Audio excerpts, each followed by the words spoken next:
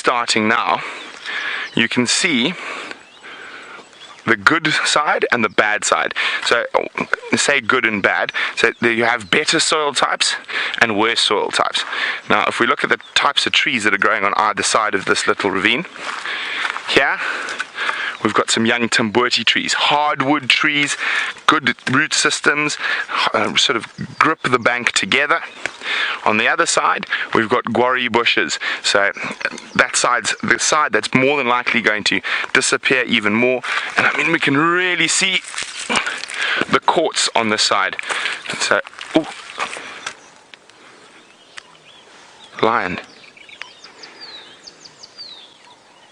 That's quite close. Contact calling. I suppose we better go have a look. But so you can really see the quartz on this side, and then the shale that really breaks up on the other side. So it's really fascinating when you just stop to look a little bit closer at these type of things. And one of the most important things that a lot of people don't realize is that the most important thing out in the bush, or out anywhere, where if you're a farmer, is soil. So everyone thinks, sorry, I'm just trying to save Jean-Andre's calves. Everyone thinks, oh, you must have lots of grass for lots of animals, and etc., etc. Now, you can kill an animal in a field of grass if it's the wrong type of grass, if it's a sour felt grass. So the most important thing is where you have good soils, you have good grass. Where you have good grass, you have good grazers. And numbers of grazers. When you have lots of grazers, you've got lots of predators. So it all starts in the soil. Put it back in its hole, and we're going to continue on.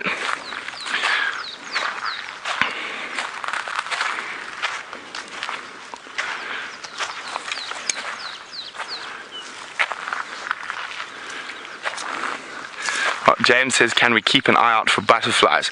We definitely can, but we're also going to keep an eye out for all sorts of little hopping creatures.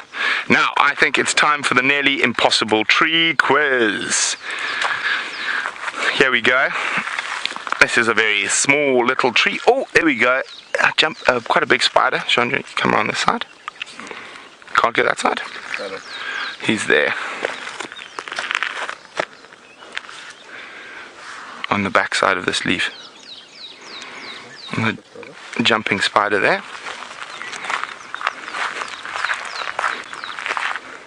I'm going to go past. Oopsie, so there we go. Looks like one of the family of jumping spiders. I'm not going to touch in case, maybe not actually. Let me just try and see. Can you see the hairs on his legs? It could be maybe a wolf spider. When I initially saw a jumping spider, the body shape's wrong. Now, there are lots of spider species. They can all spin silk, but they hunt by running around.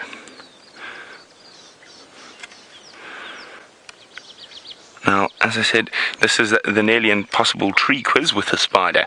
Now this, I think, might catch some people. And this one has been fed on. It's very, very young, but there is a little hint that I'm going to give you. It's also where we're walking on the edge of a river system, but when I plucked one of those tiny little leaves, look at that, there's your hint. I'm not even going to say any more.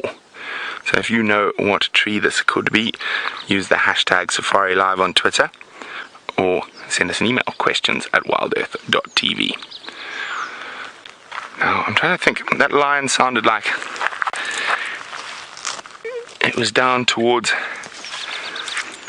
the southeast. I think it could be off our property, to be honest.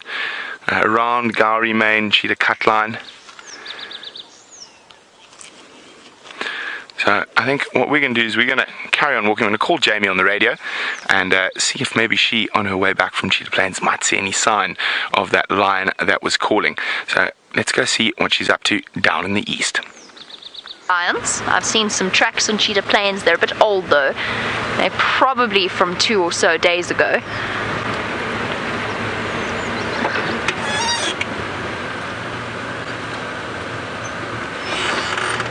Sorry.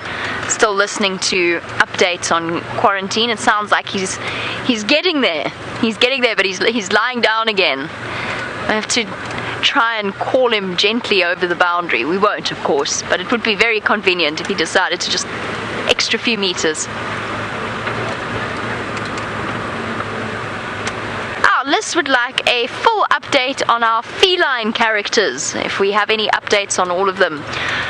Okay, let's start with the Nkuhumas. I tried to find out whether or not there were 6 cubs seen with the Nkuhumas yesterday. They were on Simbambili, so to the top northwest of our boundary. I didn't manage to have any success. Everybody that I found didn't seem to know, they hadn't been there. So we'll keep trying to find out for you. Hopefully the Nkuhumas are going to return back onto Djuma again. I'm relatively confident that all 6 cubs will be together once again with the rest of the pride. Okay.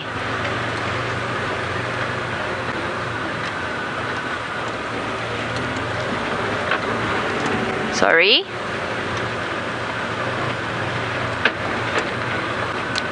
Copy that. Thanks, Andrew. Can I grab a standby?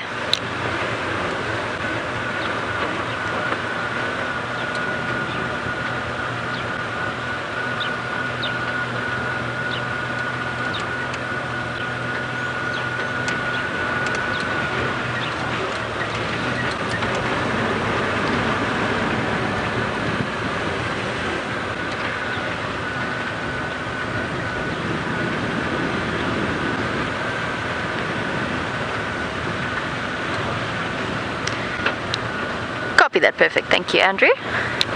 All right, the slow and steady saunter south continues. Liz, my apologies. I was in the process of giving you an update. Obviously, quarantine is right on the boundary now between Nkoro and Cheetah Plains. We are on standby 3 because apparently you can see him from the boundary.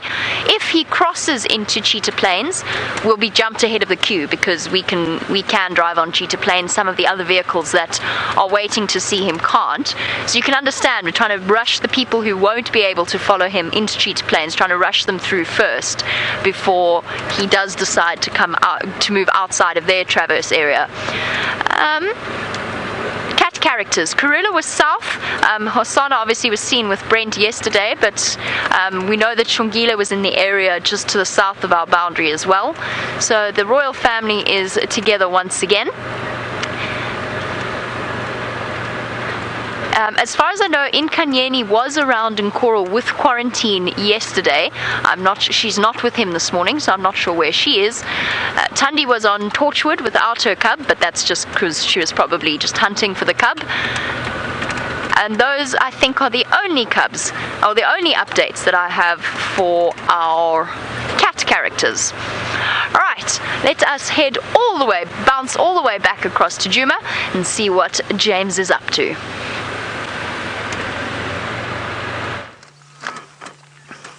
We're on Arathusa, everybody, and the Nyalas are just heading into a thicket now. It's a little herd with one fairly big adult female and a couple of little ones. And they're being trailed by 2 little birds on the ground. I think they are close to my favourite birds just because they look ridiculous. I mean, that helmet... How can it possibly have a purpose out here? And at the same time, they're so very attractive.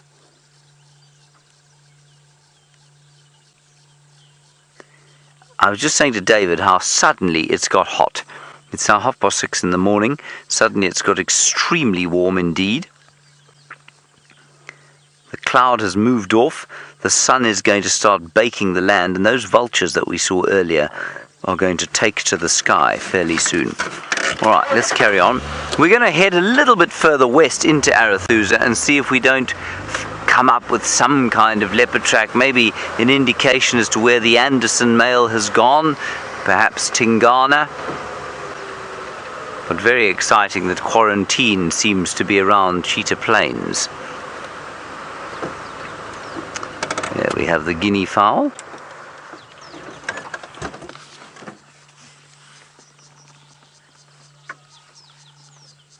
The This is the helmeted guinea fowl. There are two species of guinea fowl in the world. The other one is the crested guinea fowl, which, well, it's a totally ridiculous looking bird. Imagine that thing with a sort of, I suppose you might describe it as a wig from Tina Turner in the 1980s. That's what they look like. A blackened wig from Tina Turner.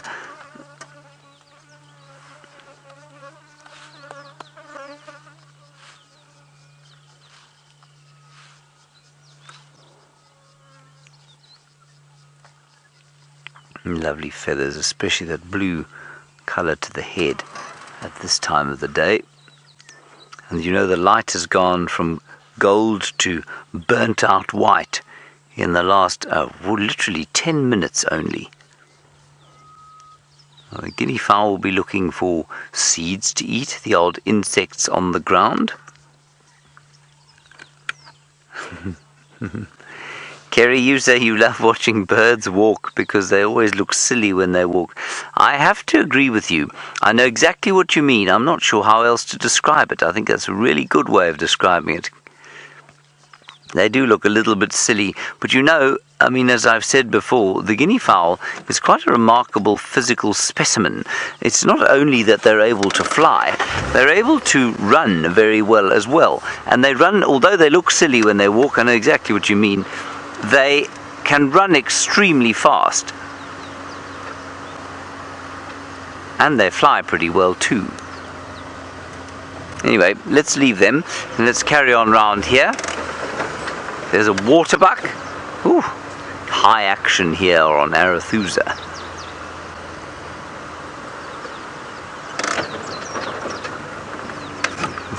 Couple of waterbuck here. Now Jamie, I believe, described them as smelling like off oros. In other words, rotting. Happen every day. So I'm going to try and get a frontal view for you. How's that, Chandra?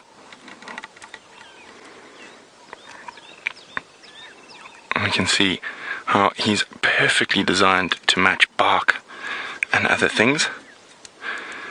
Now all the sort of bladder hoppers, they have this heavily developed abdomen and tiny wings that are completely not usable anymore. Isn't that very cool? Let's put him back down on the ground. Now the reason we found him is because we spotted something much easier to see. Hop, little hopper. Hop, I want my stick back. He's like, no, I look like this stick, I'm not getting off. Come on. Okay, there we go. So as I walked through here and we came through this little dip, we noticed immediately some white stuff sticking out. Look at that, there's one egg there and another egg there. Now I'm pretty certain these are Natal Franklin eggs, and on closer inspection we found where the nest was. And here we go, I just wanted to stand on this grasshopper. So that's where the nest was. Now that is a very typical Franklin nest, just a little bit of leaf and stick in a sort of hidden section.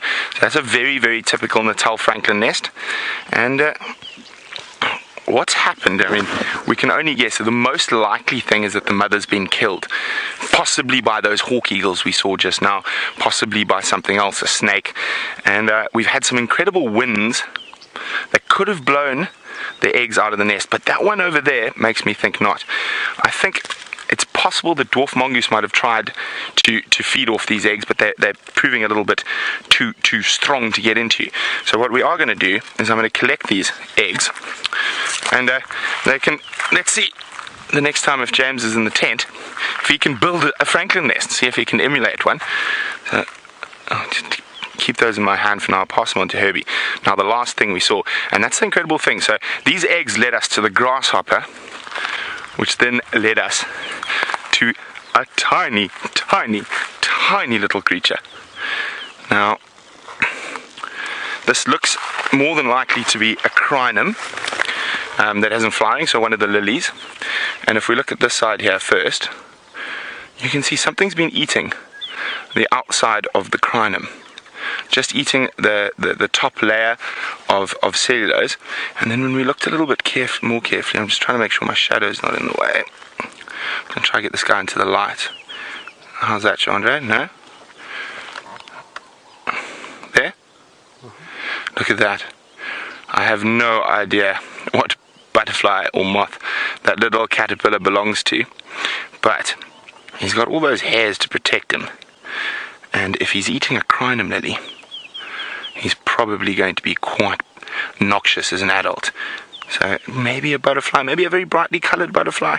I'm going to have to try search through my books when I get home to see what possibly has a little larval stage looking like that. So that is the cool thing about bushwalk. One thing can lead to another, can lead to another, can lead to another. And, well, we're going to keep moving through this area, seeing what other fantastic things we can find. While we do that, Jamie is with one of my favorite antelopes, the ginormous wildebeests.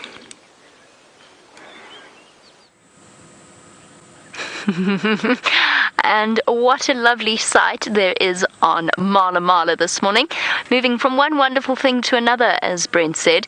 We've got our herd of wildebeest, and they're gorgeous little ones. And unfortunately, we actually can't spend too much time with them here.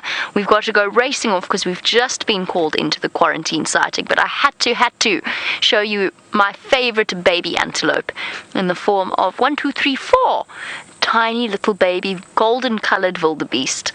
The babies have a completely different color to the adults. Unfortunately, Andrew's just called me right now, and we have to leave them. But luckily, it looks as though they're moving towards Cheetah Plains. So we're right on the boundary of Cheetah Plains and Nyala. We now have to go racing off to the boundary of Nkoro and Cheetah Plains. Luckily, it's not a massive distance, but we do have to go now because Andrew is waiting kindly for us to make our way in. Okie dokie. Sorry everybody, I did stay with the wildebeest for quite a while, but unfortunately now we have to make our way all the way back north. A beautiful morning, the clouds have burned off, the sun is actually starting to get hot again, and I'm just trying to calculate what is going to be our quickest route. I think we've got to trundle all the way along the eastern boundary of Cheetah Plains. So whilst we do that, we'll be back with you very shortly with quarantine. But while we do that, let's head over to James and a bird.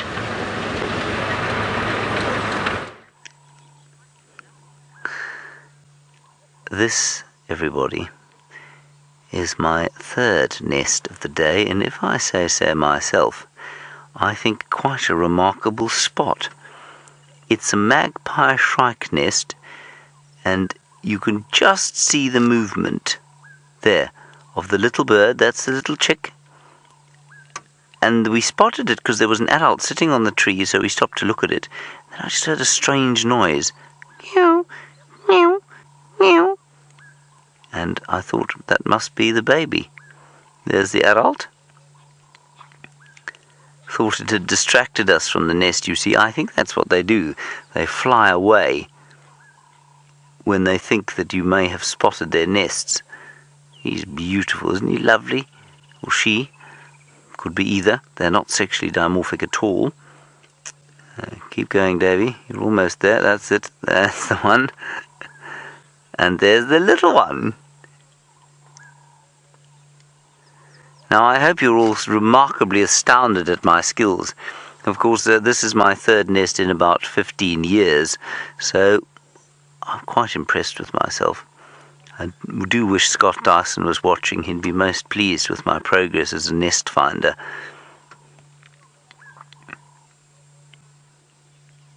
That's so cool. I don't know when it's going to come out, and I thought these were communal nesting birds. And I think they are. I mean, they live in a flock. But where the rest of them are, I don't know. And that black bit at the top there, you see that strange sort of black stripe? I thought that might be a tail, but it hasn't moved in the slightest. So maybe, oh, there it goes, it has moved. Maybe there's just a nursemaid or two around here. And maybe that's what that one is, the adult. Oh, moving around, thinking about fledging perhaps. There's definitely two birds in there. I think they're slightly too big to be in the nest now. Oh, you know what? That's not a chick. That's an adult incubating eggs. Sorry, everyone. That's why the tail is all bent up and around. There we go. An adult incubating eggs.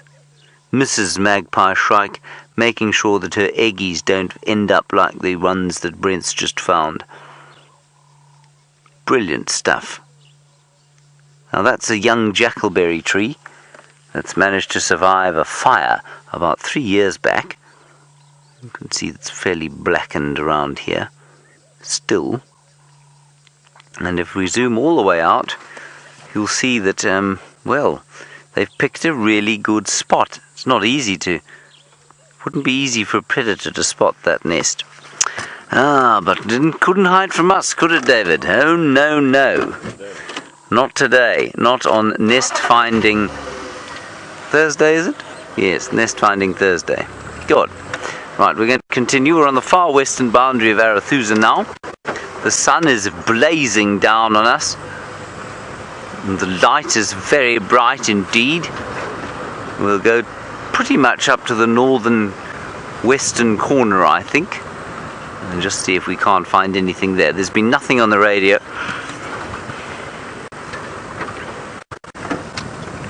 I'm definitely not hearing everything the way I should be. Apparently Brent has got something called a Sanawa now.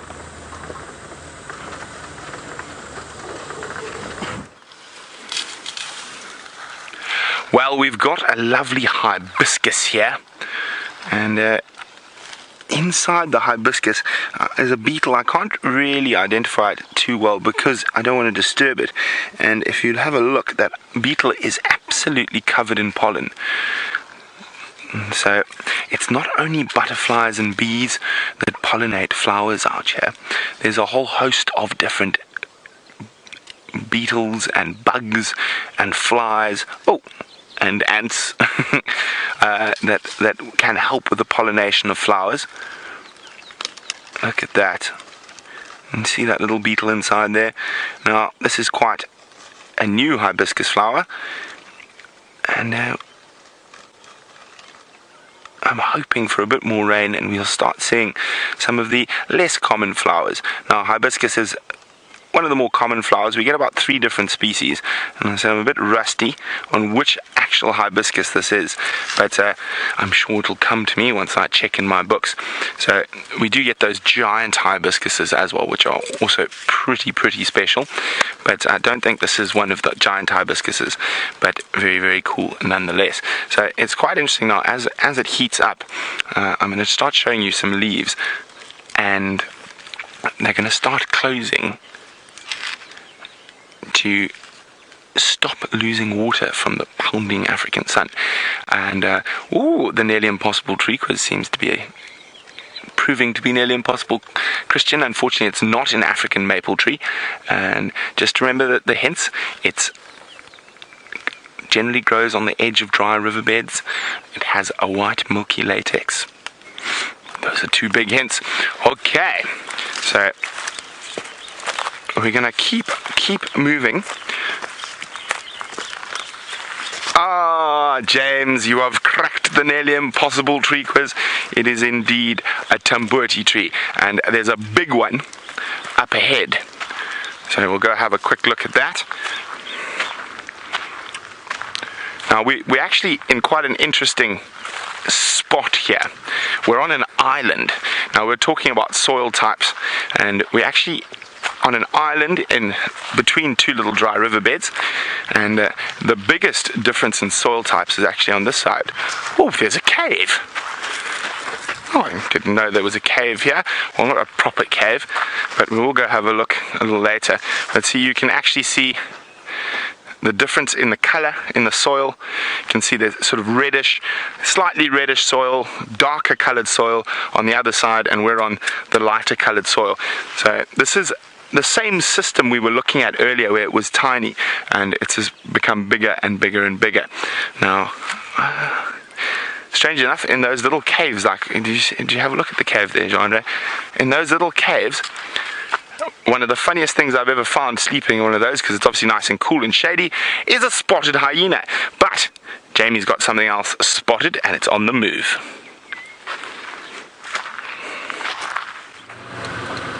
Spotted and on the move, and luckily just on his way into Cheetah Plains. There was a tragic moment where Ryan called me and told me he was moving north. Luckily, it seems as though he has changed his mind, and there you go.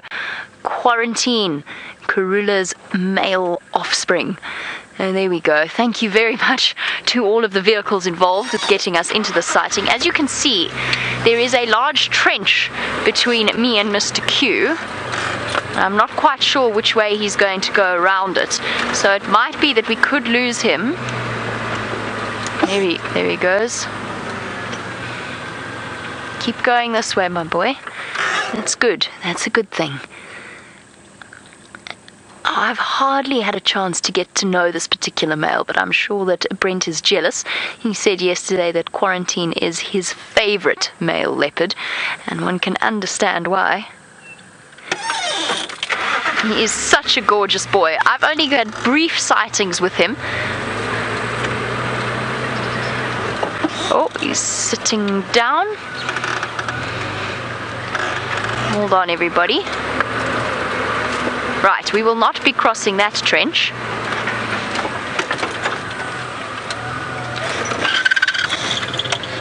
How's that, Brian? Can you see him there, or shall I go forward a bit? Oh, look at him having a jolly good head rub. Oh, this amazing young male is actually enormous for his age. He's only just 4, I think. And already he's... What are you doing? Are you having a scratch, or are you scent marking? Because though you're actually having a lovely scratch. He's having a great time with that branch. But he is a big boy for his age, and he's already been seen to challenge his older brother Shimbambalana in terms of establishing territory. He is particularly advanced. Yes, well done, you caught it. You got that branch. And we're up again. There's that gorgeous face. Isn't he beautiful? Now what you doing? We haven't seen him showing signs of territorial marking yet, so he hasn't been scent marking, scraping his feet, or sawing in this area, at least in the times that we've seen him. But there is a very good chance that he is looking to establish himself in this area, which is fascinating behavior for a young male. He seems to have found himself a niche, but already at such a young age showing signs of developing that massive neck that is so typical of male leopards.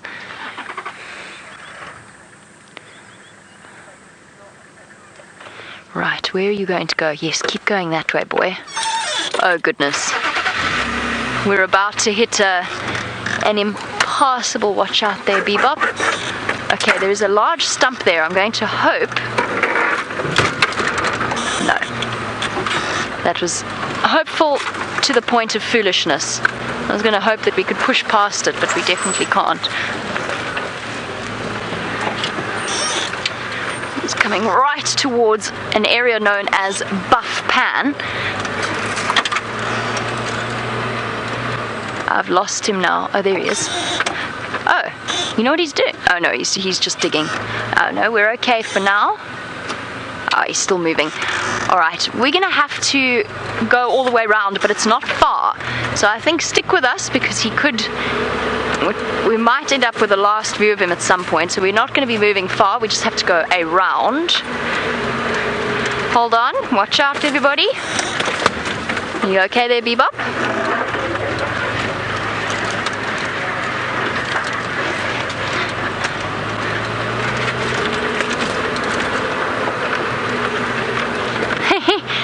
And who dat, you say you always thought quarantine was a place. It is a place.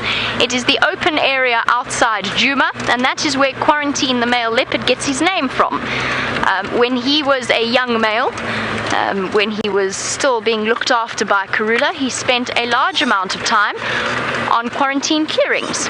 Hence the name Quarantine, the quarantine male. If the benefit of hindsight, I actually think Quarantine might have been a slightly more appropriate name for young Sindile, just because of his history and his background. But Quarantine is named for the place that he spent a lot of time, and that's typical of naming leopards. There we go. Phew. Over the wall of Buff Pan, the newly refurbished Buff Pan, and there we go. We have a beautiful shot of him in a second.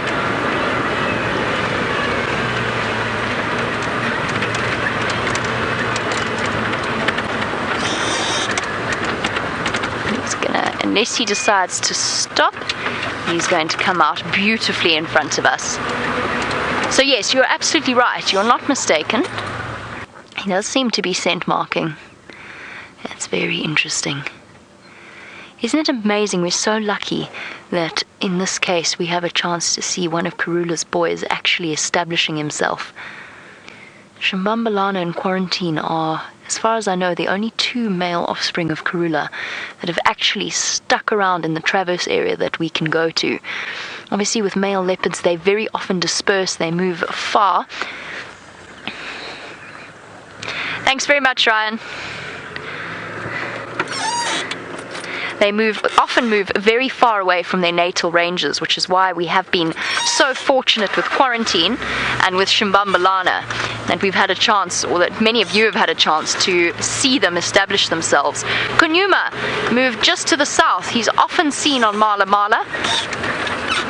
They've given him a new name, but he is still Kunyuma to us.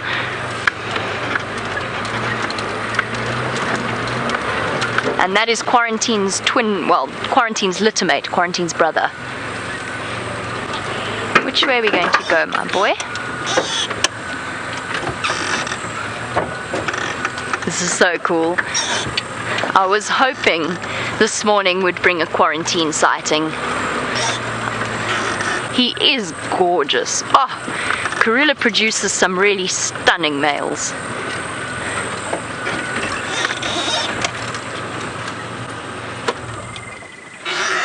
Be ideal if he would stop for a second so that we could see his face, but I'm sure as it starts to get hotter he's going to slow down. He is very empty-bellied, so he is hungry. You can see that flap of skin between, sort of around his chest and then around the middle of his legs, between his legs. So he is a hungry boy. He is on the hunt, but I think just cruising, sauntering along. Look how big he's got. I so wish that I had had the opportunity to see a Quarantine and Kunyuma moving about. Now, I'm going to reposition so that we can get a nice view of a Quarantine's head, and it is quite dense in here. So while we do that, I'm not entirely sure what James wants to show you, so let us go and find out.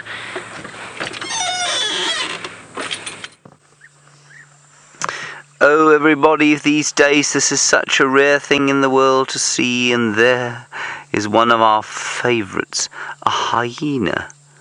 Now, I suspect, given how far west we are, this is a hyena from the Arathusa clan, so not one of our favourites, well, not one of our favourite characters, certainly one of our favourite animals. And I do not blame this hyena one tiny little bit for lying where it is. It is 7:10 in the morning, and already it feels like we are lying in the sun itself. And that hyena has very cleverly found some cooling mud to lie in. Probably a male, lurking away from the rest of the clan. And really has found some glorious mud to snooze in for the day. Just keeping one eye open to have a look at us. Now, in case you're a new viewer and you're wondering, is this a tremendously rare animal? Do we never see them? The answer is, well, no, it's not a rare animal at all. They're common around here. There are lots of them around. We see their tracks a lot. But, you know, we used to spend huge amounts of time with them. Great periods spent at their den sites watching the antics of the little cubs. And our little clan that lived on Djuma was a fantastic group, and unfortunately they skedaddled off to the north, and we haven't seen them for so long that I think this is the first hyena sighting we've had in weeks. And just looked up because a Bateleur flew overhead, and it has decided that the Bateleur is not sufficiently interesting to... Well, no, the reason is looking at the Bateleur. I'm not sure if it can identify a Bateleur or not, but it'll look at any birds of prey, of course, is that a hyena will follow vultures towards a carcass. So vultures are wheeling and going down on a dead or dying buffalo, so the hyenas will follow where they're going down. There's obviously a thermal just above us, and there are a few vultures and things sort of scooting overhead.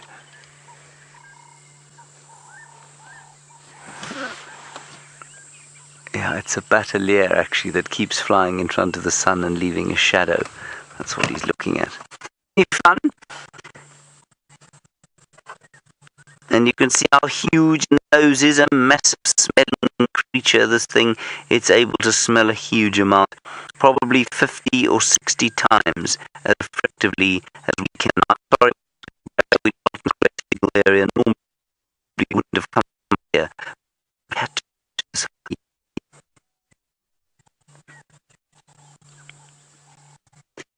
All right, let's go back to Jamie and we'll carry on from here.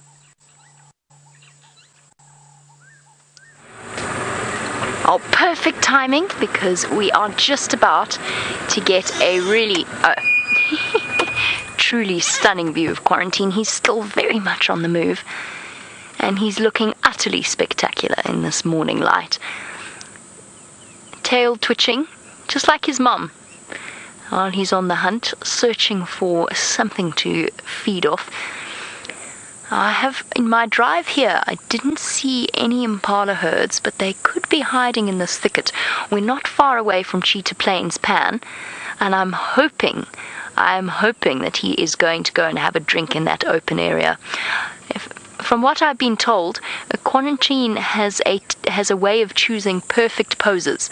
He poses beautifully on termite mounds and trees, and obviously he doesn't do it intentionally, but he does make for some incredibly photogenic situations. His tail twitching away, white-tipped, very clear, very visible compared to the rest of his almost beautifully camouflaged fur. Rest time, perfect. Let's go and move around him so that we can see his face, since this morning is providing us with such beautiful light. And that's what leopards do. It's what all big cats do. They walk for a bit, sit down, have a rest. I don't think he's going to stay long. Hello, Q. You gorgeous boy.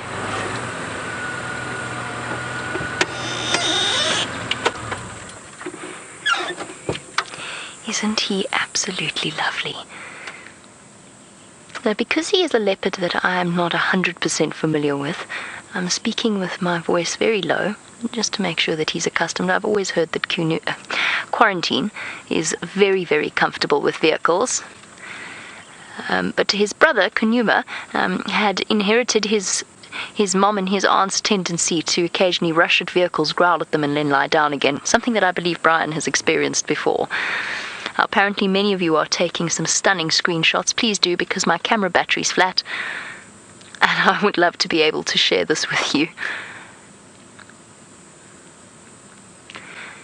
Young male leopards are always utterly gorgeous. Not that all leopards aren't.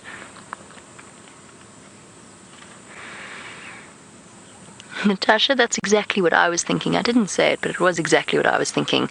That Mr. Q is the perfect leopard model. And he is. For now, relatively unscarred. He's got 1 or 2 scratches on his nose, probably from fights with his brother. The odd, no tears in his ears. He hasn't got droopy just yet, although his jowls are looking a little bit droopy. He doesn't have the sort of the droopiness to his face in the same way Tingana does. Hello, boy. Now, I'm not quite sure exactly what was happening with Quarantine and Nkanyeni on Nkoro. Nkanyeni has one male cub who is over a year old now. In fact, I think he must be close to 14 months. And I imagine that in the not too distant future, Nkanyeni might be coming into estrus. I know that they had a brief scrap. I don't know if it was a scrap or just Nkanyeni was trying to draw Quarantine's attention away from her male cub. But it could be that she's coming back into estrus in the not too distant future. And that would probably, we'll never know for certain, but that would probably be Quarantine's first conquest, his first female. And that's a relatively young age for a male leopard because they are sexually mature at around 2. They're able to reproduce, but they generally don't have the opportunity to do so. I'm not sure where Shimvambalana is. Perhaps he's occupied further into the Kruger, which is further to the east of us, but not far. I think Shimvambalana probably has a massive territory that extends completely outside of the Sabi Sand, because of course there's no fences between here and the Kruger National Park, so he may well be in there defending his territory elsewhere, and perhaps Q is taking the opportunity.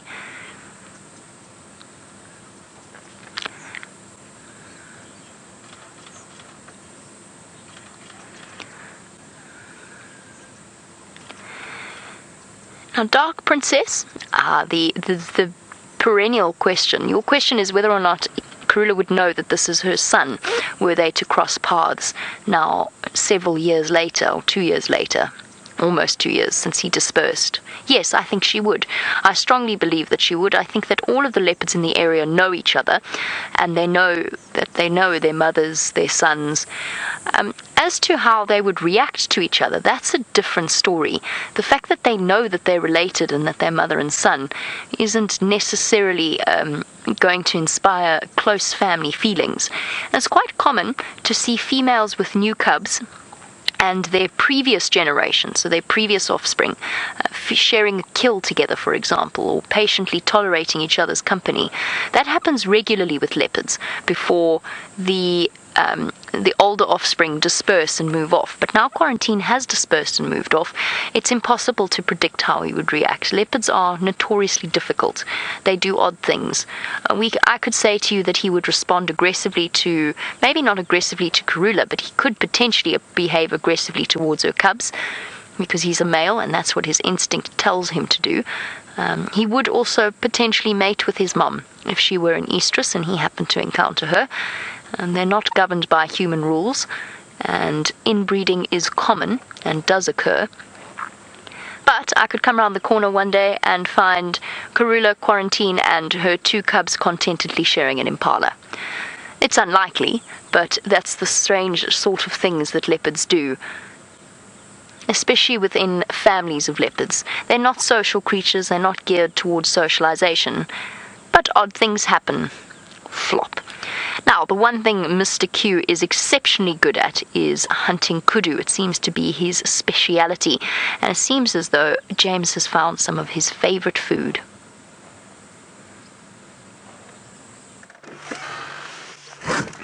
I didn't realize that Quarantine was a kudu fan. Well, he's not going to eat these ones. They're quite a long way from him. They're on Arathusa. They're eating themselves something that you and I would not like to eat. It is tambuti. You and I would be rendered either dead or on the loo for a very extended period were we to eat any of the things that one on the left is eating. I haven't seen kudu for some time, you know. Well, I mean, not months or anything like that, but they seem to be a little scarcer, and that's simply, of course, because the bush has got thicker, and they live in thick bush, where they eat leaves. That one's eating whiteberry bush. This one is looking at us very nicely.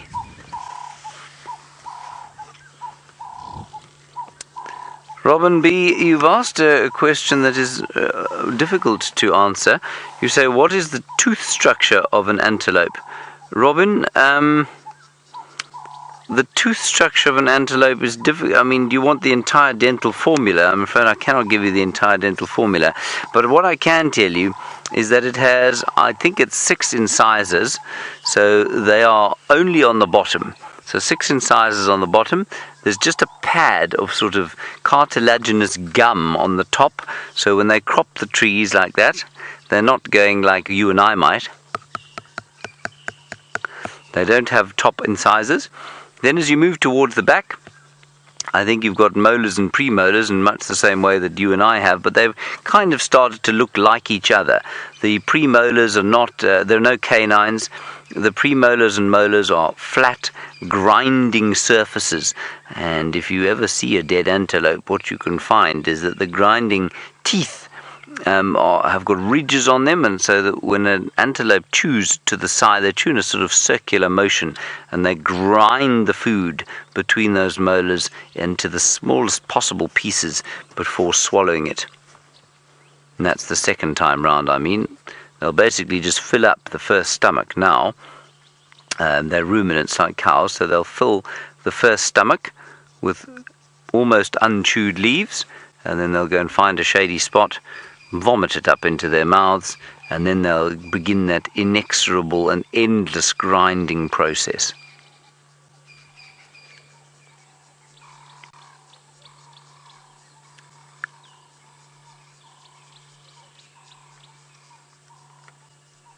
It has got so hot here, despite the earliness of the morning.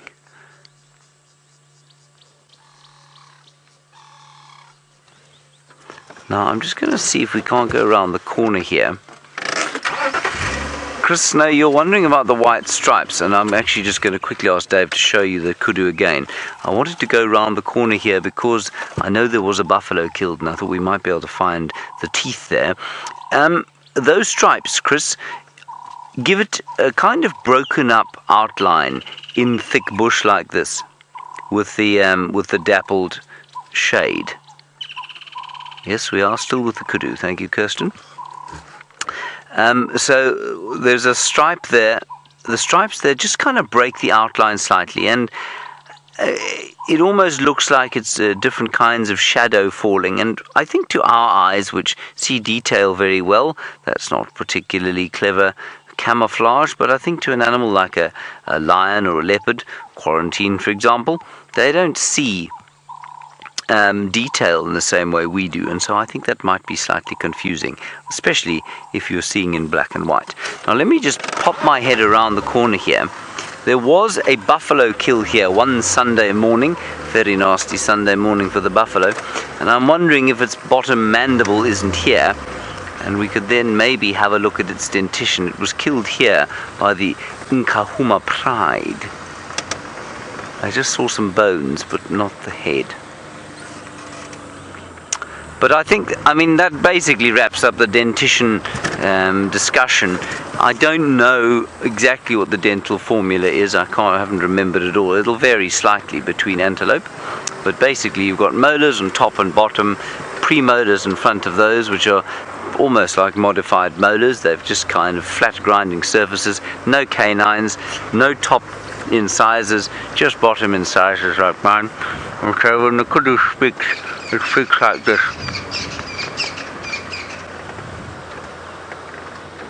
Good. Very nice.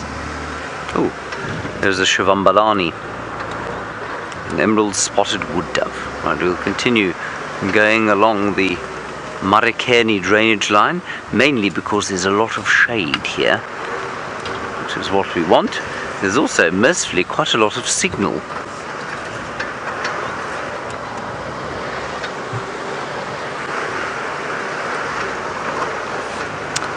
And I'm also hoping, perhaps, for some plumbago flowers. They seem to have been very early this year. So the plumbagos are purple or white flowers that come in these drainage line areas, and these are plumbago plants that you can see just kind of on the ground on either side of the drainage here, but none of them have flowers on them anymore. I'm just going to drive very slowly through here and see if we can't find some tracks of Tingana, or maybe a lion, Or maybe another kudu. Maybe another hyena. That would be nice.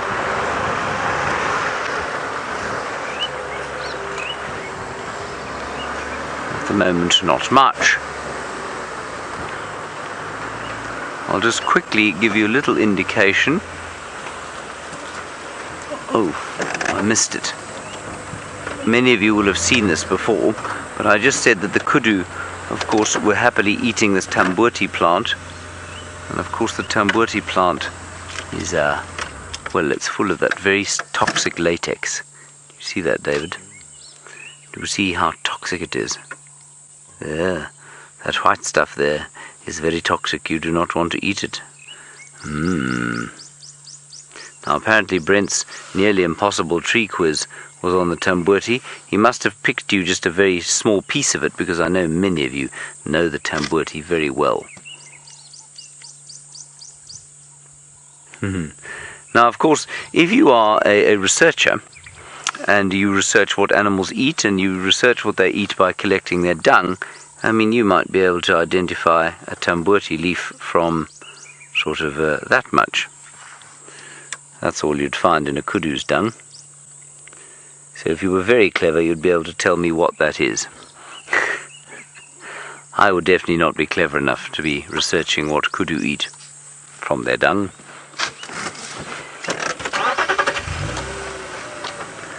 Let us continue.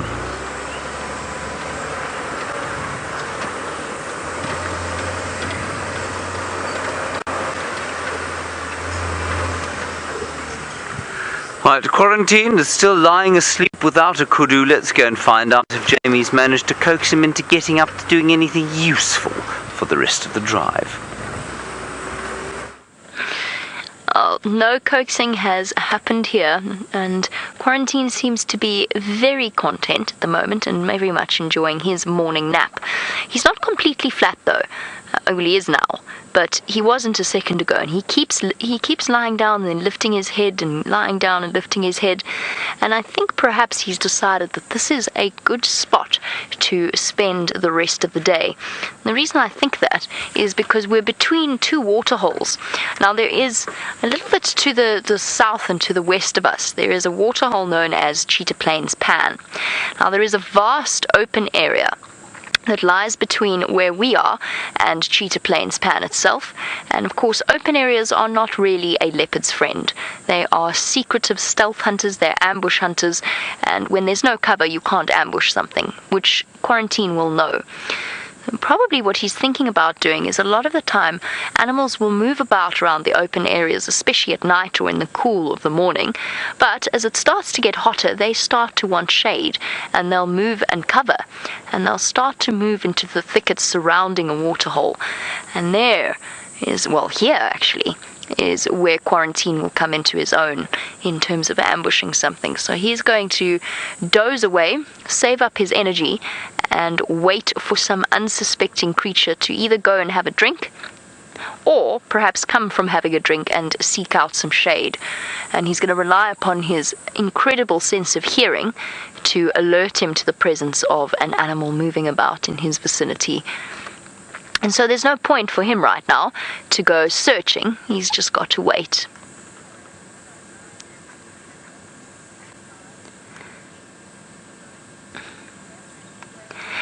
Ian and Kira, who are 9 and 6 years old. Welcome to Ian and Kira. You want to know, how far does Q roam? Well, Ian and Kira, he roams very far now with a young male leopard. Oh, you're dreaming. You're awake now. Just getting comfortable. With a young male leopard, they can actually walk very, very far. So they can walk hundreds of kilometers, hundreds of miles in search of a territory. Now, Q hasn't needed to walk quite so far. He's found himself a nice spot close to his mom's territory. But his territory is probably roughly the size, or at least the area that he moves around in, and let me just think about this for a second, is probably at least the size of 2,000 football fields. Maybe even a little bit more. Now, I don't know exactly because I haven't spent enough time with Q, and he isn't found all that often. he can be quite secretive unless he's on cheetah plains and in coral. And of course he does move about around in the Kruger as well. So we don't know exactly how far he roams or exactly how far he goes. But if I had to guess, I'd say maybe somewhere around 2,000 football fields. And when he gets bigger, that could actually be even as big as 4,000 football fields. So it could be even larger. That's just to give you a sort of a rough sense of scale. That's in hectares, by the way, for those of you watching, give or take a little bit. So it's actually a massive, massive area. He covers cheetah plains and coral, torchwood, and Kruger as well. Right, if you are determined to keep your head down there, Mr. Q, then I'm going to go all the way around. I keep calling him Q and then immediately thinking of James Bond. I'm thinking about repositioning and going around and perhaps trying from the facial angle as opposed to the bottom view. So while I decide whether or not to do that, let's go over to Brent with one of the most brightly coloured birds. Look at that, the most exquisitely coloured starling, the amethyst, plum-coloured or violet-backed starling. All names have been used. There we go. I don't know if we can hear. It's called that very distinct call. Oh, off they go. Now the males are that brilliant colour, and the females are drab, brown and spotty, and actually you can see groups of males fighting for the females' attentions. Now we've made our way across the little river system. We're now on the more open side, and there's this lovely game path that we're going to stroll down. And because we're on foot, and I've been thinking quite a bit about early man, I mean, we started with that sort of little bit of history about the Sabi Sands and quarantine in particular, that it's amazing that in the last 30 years Africa, or Southern Africa's history is slowly being rewritten, so for the last 1,000 years or so. So it was always assumed that the different African cultures sort of were very separate from each other and used to war with each other. But now it's been shown that on certain big routes between rivers and things like that, of course the Arabs have also been trading with this eastern part of Africa for many, over 1,000 years. Now when we go on a long journey in South Africa, we get these sort of ultra-city type things. So it's a petrol station, there's a bathroom, I think maybe call them truck stops in the US. I'm not sure what you call them elsewhere, but there's a shop, food, restaurants, all that type of stuff. Now, can you believe that existed hundreds of years ago in Africa in a different form? So, and generally on sort of Inselbergs are sort of standalone mountains, and basically there was the world's oldest profession happening. There was massive pots of grain that they've been found now, I mean taller than me, filled with food, and so it was a spot to have a sleep, a rest for a couple of days, and it was on all the big trade routes. And also when it comes to mining and that, we think it's a very European thing.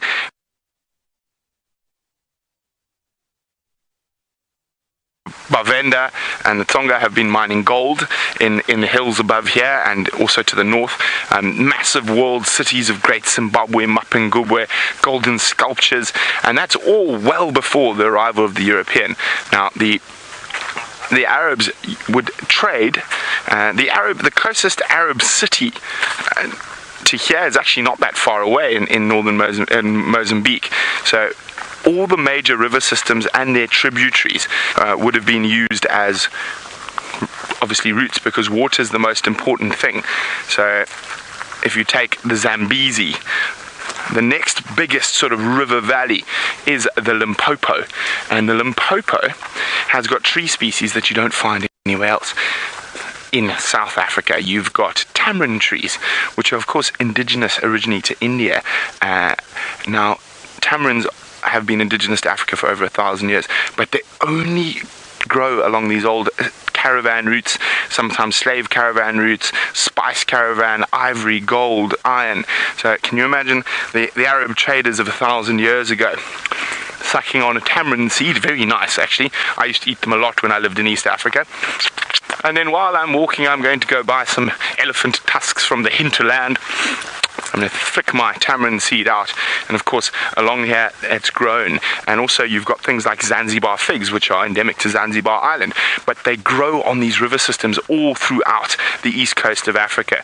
So it's really fascinating, and I think because a lot of the history was oral rather than written, that a lot of that's been lost, and slowly but surely, as we take a deeper look into all these things, we are learning so much more about the history of Africa. Now, of course, one of the reasons why Africa didn't develop at the same rate as Europe, for example, is because of abundance. We live in quite a nice climate. I mean, it's hot, but hot's better than cold. As long as you got water, you can survive hot. But so Europe evolved, not evolved is the incorrect word, developed sort of their thick walls, windows, machinery, all that type of stuff a lot faster than Africa, because they had to. Here in Africa, I mean, if you're on a nice river, you've got a floodplain, you can grow enough food to feed your family, depending on when you do get droughts and floods. But on average, and if you're a good hunter, you can set snares, you can catch things, you can catch buffalo, you can catch elephant if you're brave enough. So there was never a need to sort of really... Sorry, I just had a shadow fly over me. It was a Bateleur going into the sun. Now, if you spotted behind me, there's a person walking with me. That's Herbie, and he's also just making sure that we're safe while we wander around. While I'm talking to you, he's my eyes and ears, looking for buffalo and elephants and lions and things. And so, as I was saying, it's incredible how. Especially sort of a lot of the original thinking, old world Europe, Africa's this backward place, the savages in loincloths. But it's because they lived in a much nicer spot than they did. There was enough food, there was enough water, and it was really incredible how we learn about this stuff. Hi, Leopard. Leopard is wondering, when did my family arrive in South Africa? So 1820, Leopard, so just under 200 years in southern Africa. Originally arrived in the port of Grahamstown, which is on the east coast of South Africa in the Eastern Cape. And then after not too many years in Grahamstown, we moved further to the north, and most of my family was set up in what is now considered the Natal Midlands. So very beautiful part of South Africa, very good farming area, and of course I've got a slightly strange surname. My surname is Leo Smith. Now, it changed in 1820. So in 1820 I was a smith, but there were so many Smiths on the first boat out of England that we are the Smiths that came from Leopold. So we had our name changed there, so there wasn't so much confusion when they're like, Smith, and then 20 people go, yes. So we're the Smiths that come from Leopold. So and originally from the village of York, as far as I know, is where our family stems from. But I don't consider myself English at all. I consider myself very truly African. I would be lost in the UK, or I get lost in the UK. So one of the strangest things about that stuff is when... What has Herbie spotted? What have you seen it for? Tracks of an ingwe, tracks of a leopard.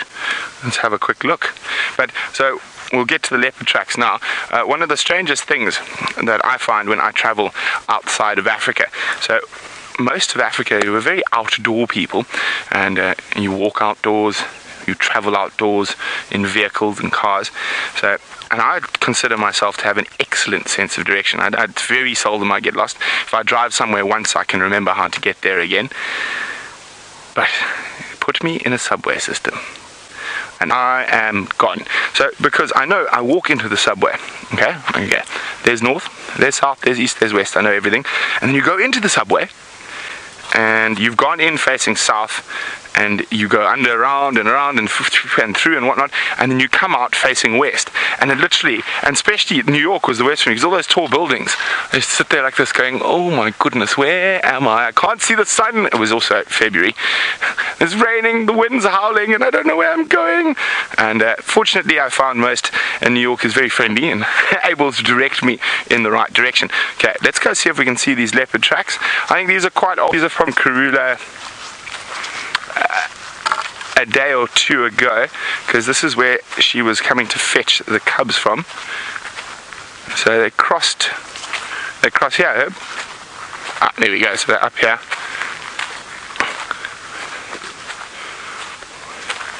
Yeah, unfortunately not very fresh.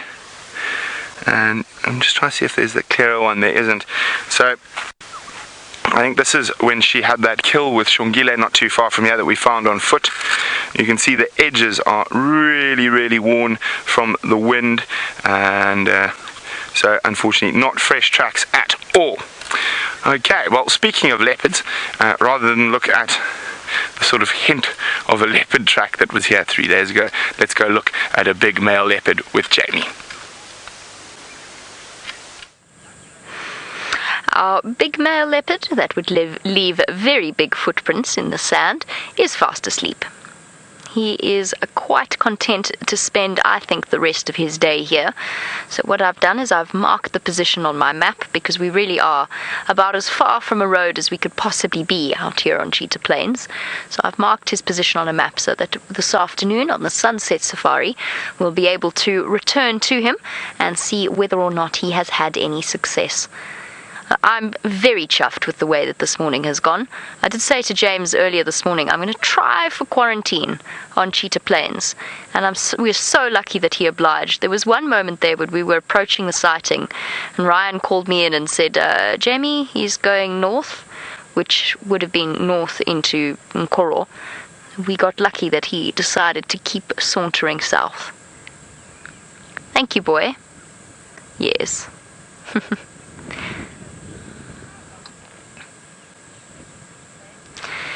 Now, Kelly, while our leopard snoozes away, you wanted to know how long do leopards spend sleeping in a day.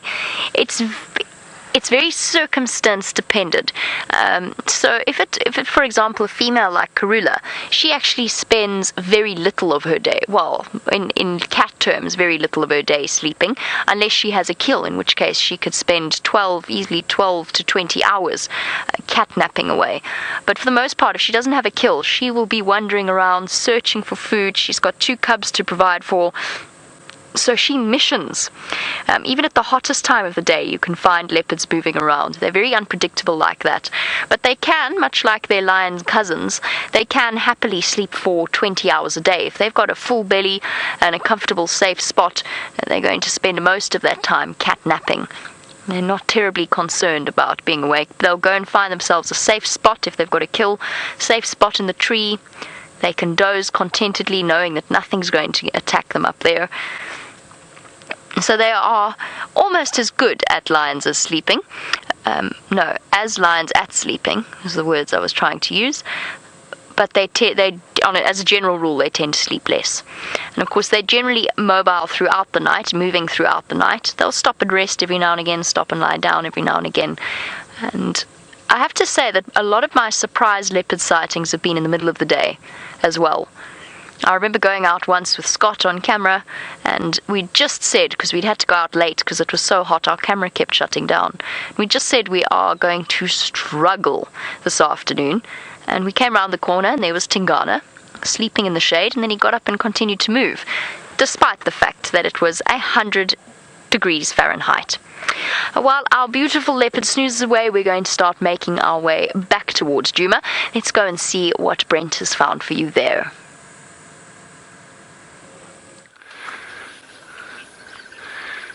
So as the heat of the day builds, the thermals have started to build, and the raptors are starting to ride those thermals. There's a juvenile Bateleur that Jandre is following there. It's riding a thermal, although Bateleurs tend to fly a little bit lower than the other vulture species. There were some vultures, but they caught a thermal and are now mere pinpricks in the sky. Now, the Bateleur's got some of the best eyesight of all the birds of prey, and especially the scavenging ones, and they're generally the first with the tawny eagle to spot a carcass, and they're quite good at spotting carcasses the vultures miss, such as leopard carcasses in trees or under bushes. And when you find a tawny eagle and a Bateleur sitting together in the same tree, you can almost be 100% convinced that there is some form of meat close by.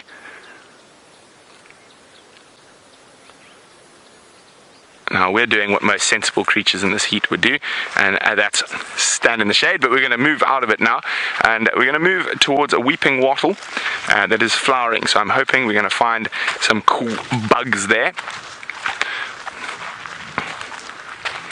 Now it's the same area where last week VM and I spotted a black mamba. Oh darn it.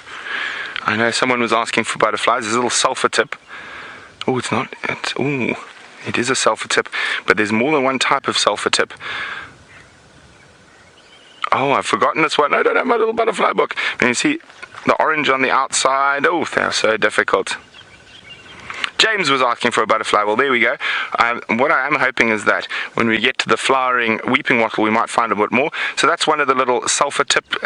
You see the orange on the outside of the wing. Some of them have, the tipped butterflies. You've got velvet, you've got indigo, you've got sulfur, red, yellow. Oh, there's a lot of them. I'm going to have to get into my book to find out exactly which one that is. James, remind me on the sunset safari, and I'll see. I've got a little butterfly checklist with pictures now of this area, so we can work through that checklist together. Okay, let's move our way towards the flowering peltiforum. Hopefully it's going to be full of butterflies that are not fluttering away. Now, while we make our way across the baking scorched earth of quarantine, I'm only joking, of course, it is getting quite warm though. Let's go see how Commander Bond is doing in his car.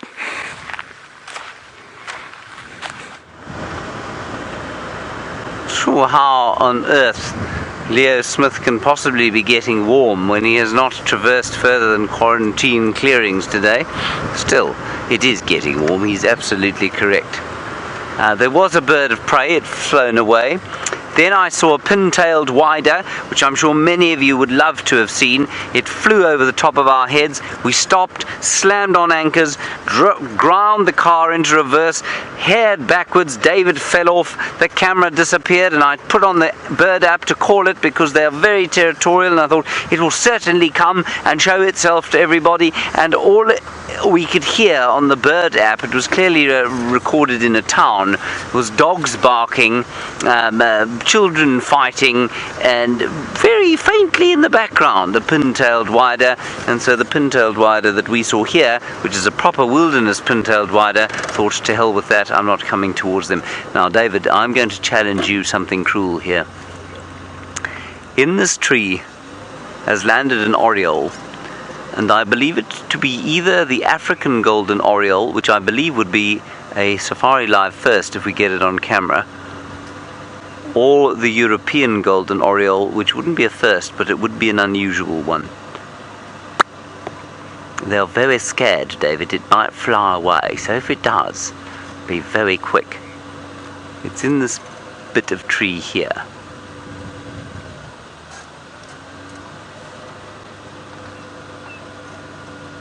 Well, that's where it landed. I see a flash of yellow there. I'm going to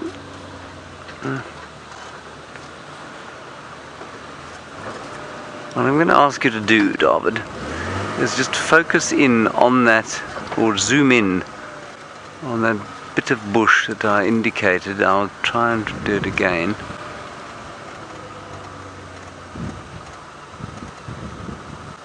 I'm sure he's in there. This is going to be our best spot here. You see the thick bit kind of right through the gap there? Yep. I think he's in there. Let's try and call him. It of course could just be an ordinary black-headed version, in which case I shall be embarrassed and irritated at the same time.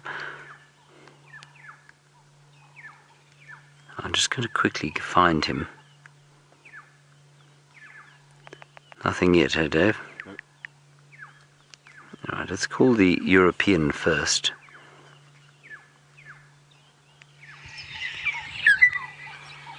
Listen to that, isn't that gorgeous?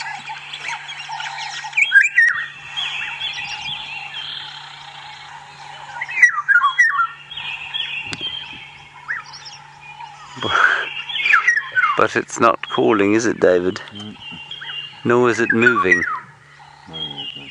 Okay, let's try the African one.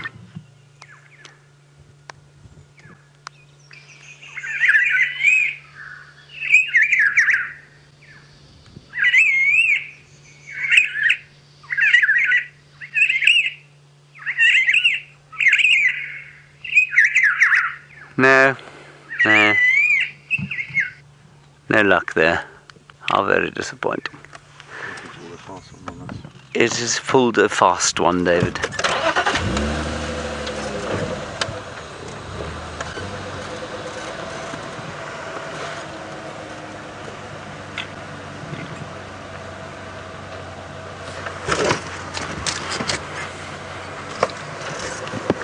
I will show you a picture, everybody, just so that you will believe me. Oh, for Oriole.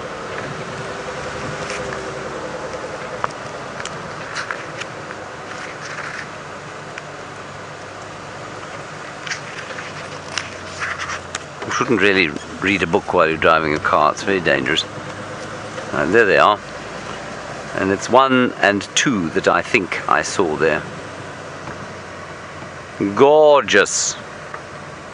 Can't believe you've never seen yellow like that in your life. I was asked the other day, what is my favorite color? And I said, navy blue and yellow. Why yellow? This person said to me, and I said, well, yellow just makes me happy.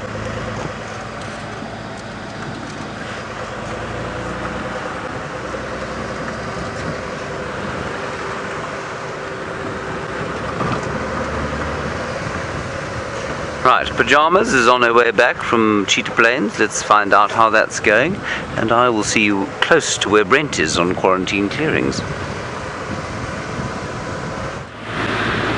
We are racing along the shortest route back home. Unfortunately, we did have to leave quarantine because our special guests from Nat.Geo, the Nat.Geo Filmmakers Award competition, are leaving today.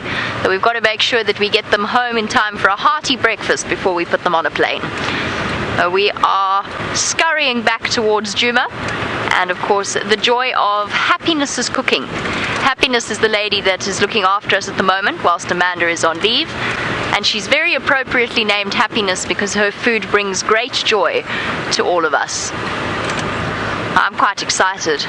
Personally, I'm hoping for pancakes, but that will have to remain a surprise, and we've still got quite a way to go before we get there. So a big thank you to Brian for his wonderful camera work. Thank you, Brian. And a big thank you to all of you for joining us and for sending through your questions, comments, and keeping us company. We'll see you on the Sunset Safari, hopefully with the gorgeous quarantine. Until then, bye-bye, everybody.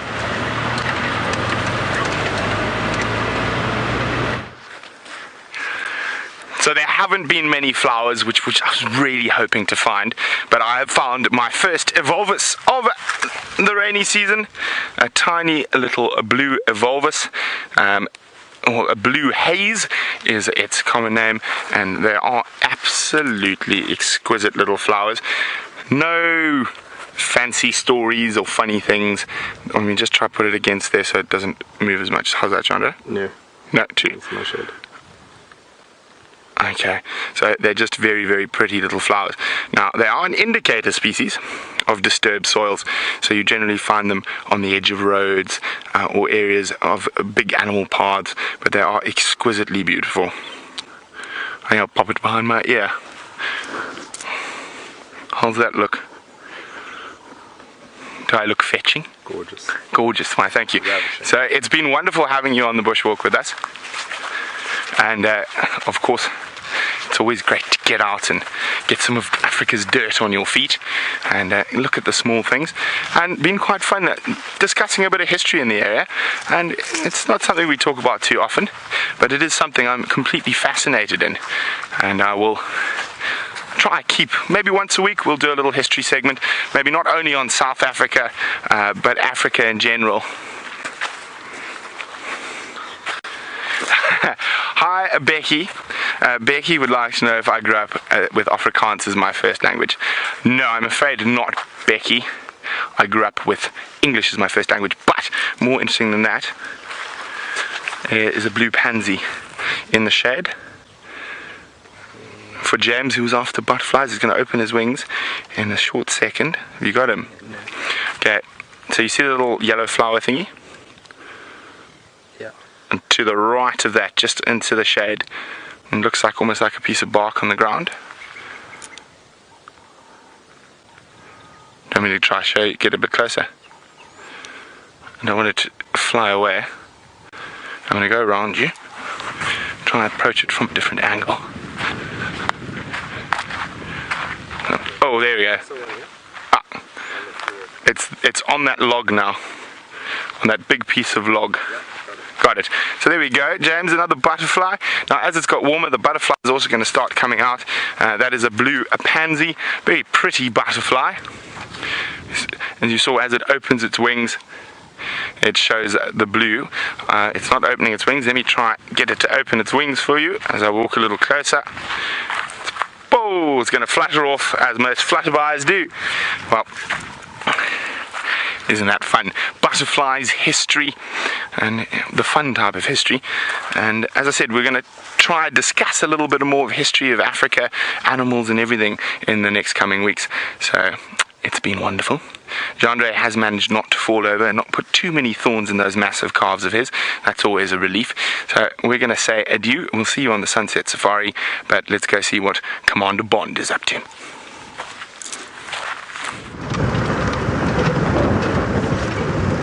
I'm here on quarantine clearings, everybody, and I'm afraid my scouring the landscape for orioles and such creatures, I'm afraid has borne no fruit as yet. We have a few minutes left. We might be very lucky. But what we can show, David, is all of those vultures starting to take to the air as the heat rises off the ground.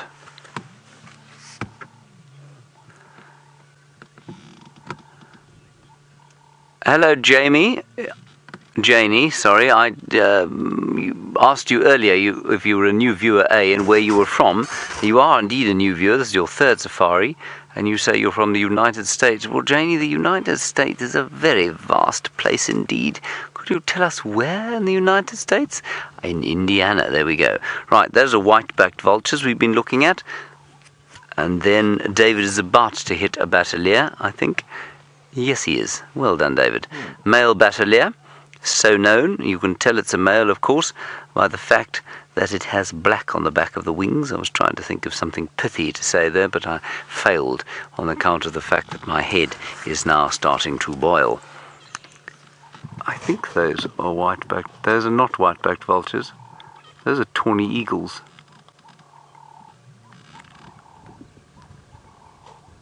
That is very cool. One of them is a pale form tawny. Oh! Dogfight! Are they pale form tawnies? Just keep watching them, everybody. Keep watching them. I'm just going to quickly open the book because I have not seen a pale form tawny eagle here before. So that would be strange to me. But it might just be a normal form with a sort of palish underwing. They're very variable. Yeah, it could easily be an immature. Unless it's an immature steppe eagle, but I don't think so. They're gone, Davy. Yep. Just above us. Yeah, I think they're immature tawnies. There, that's what they look like to me from underneath. Yeah, that looks right. They're having another fight. I know there's no way you'll get that though. Not unless you break the camera and your neck at the same time. But hang on, there's another one.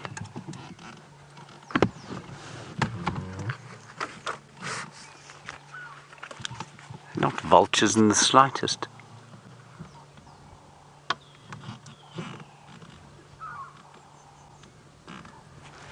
And one of them, no, it's a Bateleur that's calling.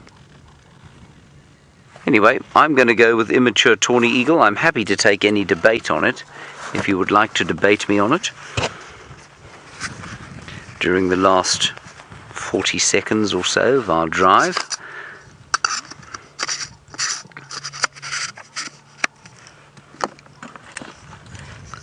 Marvellous. Well, I'm afraid that's the end of your safari, everybody. Thank you, David, for your efforts today. I do appreciate the time you took to come on safari with me. Yes, and a big thank you to all of you for talking us through what has been, well, shall we say, not the most action-packed morning, but we had some beautiful birds. So we will see you later during the sunset safari. That will be from 4 o'clock to 7 o'clock, Central African time. Until then,